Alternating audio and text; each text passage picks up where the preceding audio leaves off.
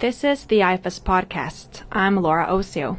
The international community can play an important role in the anti-fraud process of a country's elections. In this third of a series of podcasts on election fraud, Alan Wall, IFES Chief of Party in Nepal, tells us how international observers and technical advisors, among other members of the international community, can collaborate with government agencies and the local population to help combat electoral fraud. He speaks to us from Nepal. Alan, what role can the international community play in deterring fraud? Well, it's an interesting question because traditionally internationally promoted fraud or anti-fraud measures have been focused on things like external monitoring of election process. So they funded international and domestic observers. They've done things like quick counts and polls, and these can certainly have a deterrent effect. But often they're more fraud detection and hopefully reversal measures than they are preventative. And often they're only for a short period or limited their focus due to funding constraints. Now, everyone realises prevention is better than post-fraud detection. So in many cases, electoral assistance programs funded by the international community have included, say, technical assistance or equipment provisions that have anti-fraud components in their details. So you might use biometric data to assure integrity of voter registers, or you could have particular ballot paper printing methods to make sure only genuine ballot papers that have been legitimately issued to voters actually get into the count. But even so, these have tended to be fairly ad hoc and activity-focused.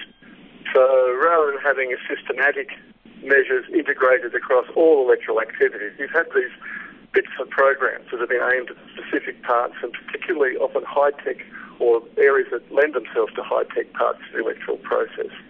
Now, I think it's probably reasonable now to step back and see that we could do with a much more holistic approach to combating electoral fraud. What would that holistic approach entail? Well, there's a number of things that could be done. The first thing to remember is that fraud that affects election outcomes can happen at any time, not just around election day, which is when it's been the focus traditionally of anti-fraud measures funded by the international community. You need basically to create some sort of anti-electoral fraud focus that runs through all democracy assistance programs. So you need to have a lot of actors participating in this. You need to include this in your programs for participants in the election, be they parties, electoral management bodies, other government institutions with an active role in electoral issues, also activist civil society groups. Then you also need to look at the external focus points.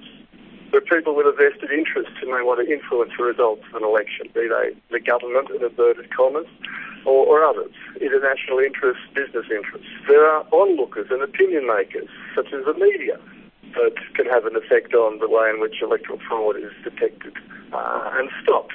And then the arbiters, people like members of electoral dispute resolution bodies, official anti-corruption bodies, human rights bodies.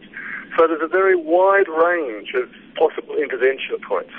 The matter then of prioritising these, looking at risk areas, capacities, anti-fraud history, and particularly the commitment of particular bodies to anti-fraud measures, to be able to develop and assist the implementation of an integrated anti-fraud program.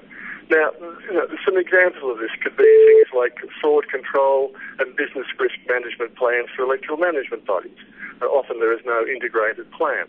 It could include integrating with that ethics training for participants in the electoral process, and integrating with that looking at all watchdogs rather than just election monitors, but looking at how the media, the election monitors, and the arbiter bodies, electoral dispute resolution bodies, for instance, can each complement each other's work and focus on seeing these as an integrated program rather than little pieces.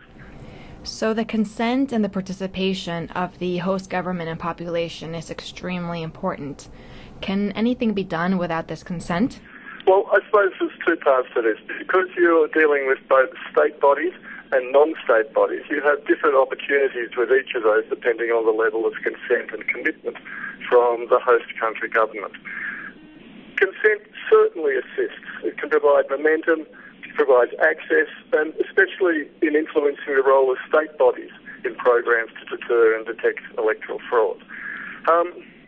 But without that consent, there are things that still can be done. It may still be possible to work with non-state sector on anti-fraud measures, but of course this will depend on what level of host government consent for these programs is necessary. You may be able to continue, for example, work on support for independent journalism that can assist detecting fraud, or local election monitors, or local organisations promoting transparency in electoral decision-making or government decision-making in general, or reform of electoral processes. On the other hand, if there isn't that consent, it would be probably impossible to have international observers or very large-scale post-polling day activities like quick counts or exit polls taking place. But I think it's also important to emphasise it's not just the consent of the host government, but also the commitment to fraud prevention and detection for deter that will make this work. Yeah. Consent without commitment may mean that it is very, very difficult still to implement the program.